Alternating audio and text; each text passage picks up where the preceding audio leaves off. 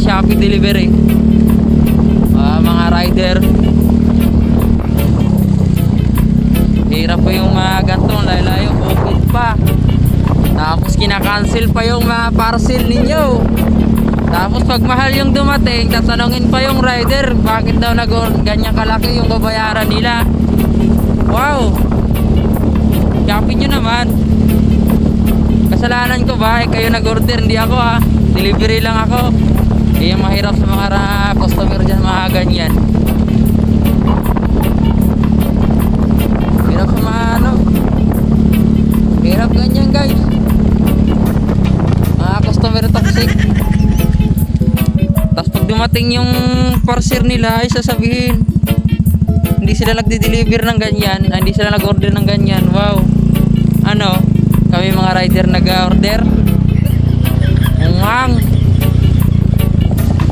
di ba kayo naawa sa amin? Tingnan mo, bukid pa yung pinupuntahan namin. Kumakayod kami ng patas, tapos ika-cancel nyo lang. Mga unghang.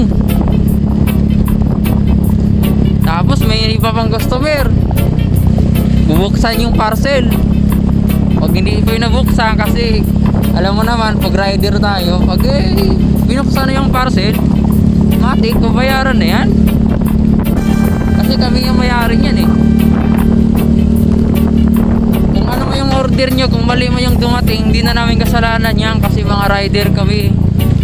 Hindi ba kayo naawa sa amin mga rider? Basang-basa na kami bukid pa, ubos na yung gasolina.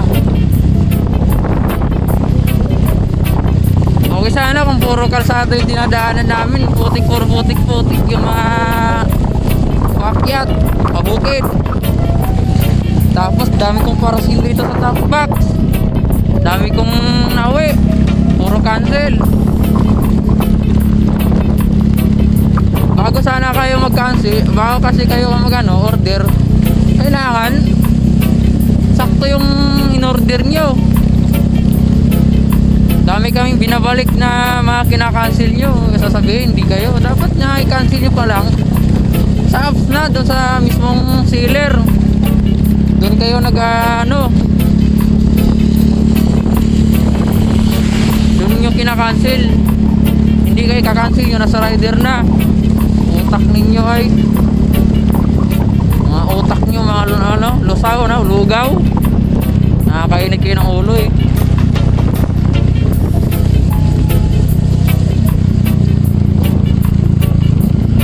Mali yung mga parcel na dumating ninyo, ay hindi na namin kasalanan yan.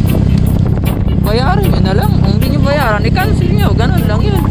Kaya minsan sinisisi nyo pa yung mga rider.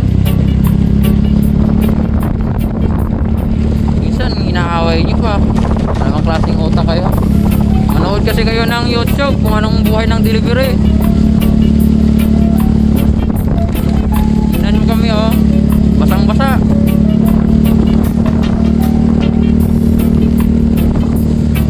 Rin kaming binubuhay, may anak din ako maliit pa. Yung anak ko, kaya ako ganito na kumakayod kahit ulan, dahil sa anak ko.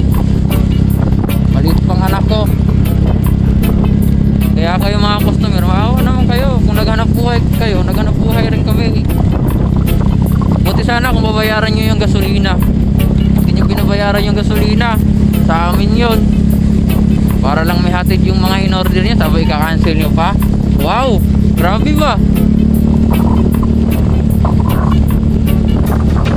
Yung mahirap sa inyo eh. Tingnan mo, dami kong parcel na uwi.